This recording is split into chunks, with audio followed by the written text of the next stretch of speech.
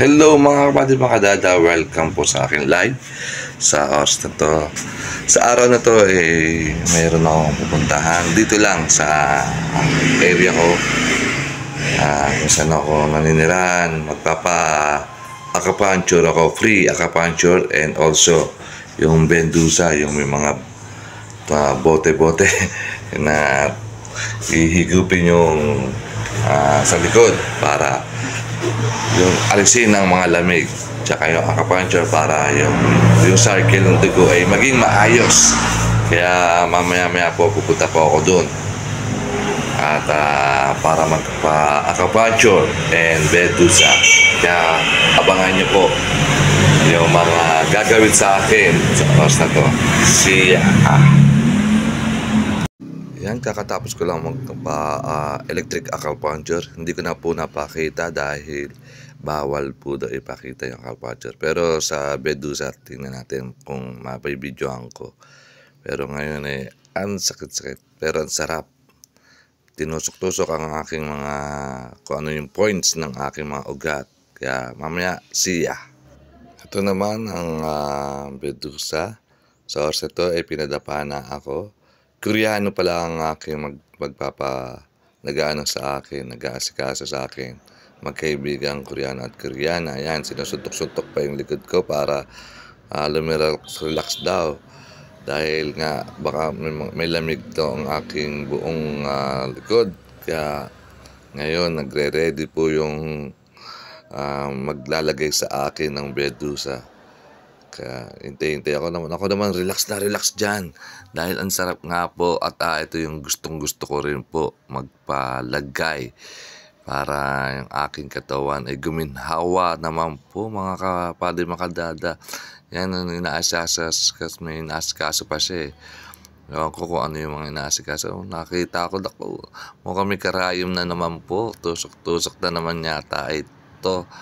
Yan, nag-usap-usap pa silang dalawa. Kung ano, hindi ko masyado naintindihan kasi Koreano. Yan. Pero yan, nire-ready niya na po para lagyan yan. Isa niya na po yung parang bote. Garapon pa yan. Basta isa niya tinus. Ito po ay electronic din na bendusa. Hindi katulad ng ibang ordinary na pausok. Ito electronic bendusa. Kaya mabilis ang pangyayari dito. Hinihigop agad yan. Tinatanggal-tanggal muna, kinabit tapos tinanggal agad mga ilang tapos yan, tinusok-tusok na po ang aking likod. Yan, bawat bilog pala tutusok-tusokin ng 12, tusok. Kaya medyo nakikiliti ako dyan. Pero masarap naman po yung tusok-tusok. Hindi naman masyado katulad ng acupuncture na nararamdaman ko yung napakatusok ng karayom. Ito yan, binalik po uli yung pang-acupuncture ay pang bendusa niya po. Yan, yung bote-bote na naman at hinihigop-higop na naman po sa pamamagitan ng kanyang electronic panghigop. Yan, siguro mga ilang minuto po ako nakaganyan, isang minuto o 2 minuto. Yan, pero relax na relax po ako dyan at ramdam ko na hinihigop nga po talaga ang aking likod. At makikita nyo po, nakadapa pa rin ako sa pangyayari ito. Yan, naayos yung tissue, nagdagano na siya ng tissue. Mukhang tatanggalin na po sa mga ilang segundo. At yan, tinanggal na po isa-isa dahil sa tusok, hinigop at may mga dugo-dugo pala yun. Yan, nahigop pati yung mga dugo-dugo konti dahil nga tinusok-tusok ko kanina.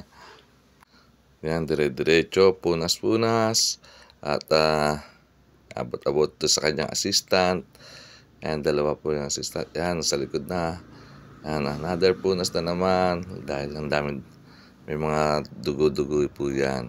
Pero hindi ko po talaga naramdaman na may dugo that time. Yan, kaya mga kapatid, Pero ang sarap po pagkatapos po diyan, siguradong masarap at, magiging relax ang aking buong katawan. Hin Kanina kung sa acupuncture, medyo grounded ako do'n. Ngayon, ito electronic, pinadapa na po ako, sabi, "Dapa ka na daw, dapa, dapa." 'Yan, at tinusok nung binuo na naman po yung, bote.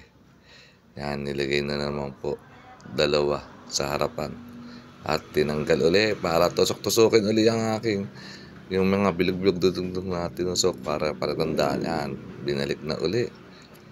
Ayan po ang nangyayari sa akin, pero just chill pa rin po ako diyan at relax na relax. Ramdam na ramdam ko po kung gaano kasarap yung Medusa na 'yan. 'Yan, yung ordinaryo kasi yung may, usok-usok, apoy-apoy baga, yung sa iba. Ito electronic, kaya ang bilis na nangyayari. Hinihigop-higop agad.